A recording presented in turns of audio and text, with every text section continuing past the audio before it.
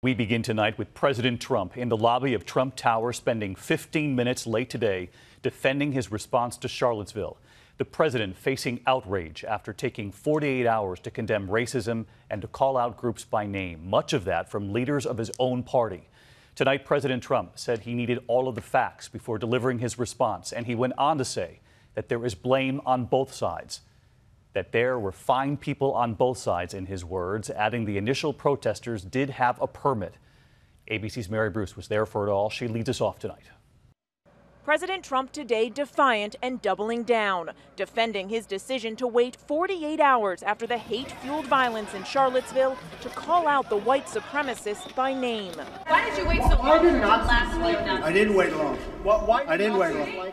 I didn't wait long. I wanted to make sure, unlike most politicians, that what I said was correct, not make a quick statement. The statement I made on Saturday, the first statement, was a fine statement. But you don't make statements that direct unless you know the fact. It takes a little while to get the facts. You still don't know the facts. And it's a very, very important process to me. And it's a very important statement. As I said on, remember this, Saturday, we condemn in the strongest possible terms this egregious display of hatred, bigotry, and violence.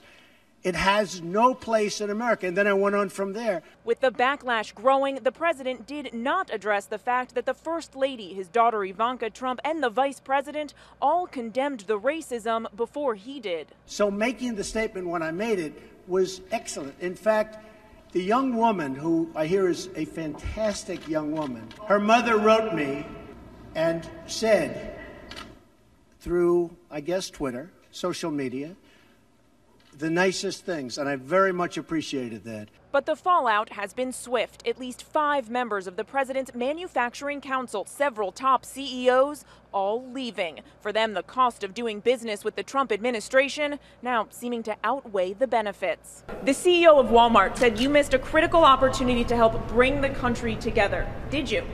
Not at all. I think the country, look, you take a look. I've created over 1 million jobs since I'm president. The country is booming. The stock market is setting records. The president insisting he was right to wait to respond until he had the full story. There was no way of making a correct statement that early. I had to see the facts, unlike a lot of reporters. Unlike a lot of reporters. Mr. President, I didn't know David Duke was there. I wanted to see the facts. And the facts, as they started coming out, were very well stated. In fact, everybody said his statement was beautiful. If he would have made it sooner, that would have been good. I couldn't have made it sooner because I didn't know all of the facts. Frankly, people still don't know all of the facts.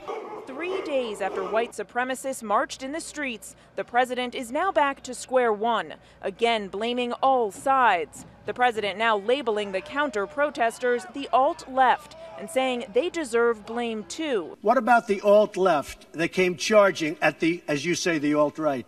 Do they have any semblance of guilt? This is let me ask you this. What about the fact they came charging with clubs in their hands, swinging clubs? Do they have any problem? I think they do. So, as far as I'm concerned, that was a horrible, horrible day. Wait a minute. I'm not finished. I'm not finished, fake news. That was a horrible day. I will tell you something. I watched those very closely, much more closely than you people watched it. And you have you had a group on one side that was bad, and you had a group on the other side that was also very violent. And nobody wants to say that. And what about that initial group that took to the streets on Friday night? The president defended some of them, too. I've condemned neo-Nazis. I've condemned many different groups, but not all of those people were neo-Nazis, believe me. Not all of those people were white supremacists by any stretch. Those people were also there because they wanted to protest the taking down of a statue, Robert E. Lee. So I asked the president, is he putting the counter-protesters in the same category as the white supremacists? And are you putting what you're calling the alt-left and white supremacists on the same moral plane? I'm not putting anybody on a moral plane. What I'm saying is this. You had a group on one side and you had a group on the other, and they came at each other with clubs, and it was vicious, and it was horrible, and it was a horrible thing to watch. But there is another side. There was a group on this side, you can call them the left, you've just called them the left, that came violently attacking the other group. So you can say what you want, but that's the way it is. Well, I do think there's blame. Yes, I think there's blame on both sides. You look at both sides. I think there's blame on both sides, and I have no doubt about it, and you don't have any doubt about it either. And if you reported it accurately, you would say. The president standing firm by his response and his leadership. Excuse me. To protest. Excuse me. They didn't put themselves down as you, and you had some very bad people in that group.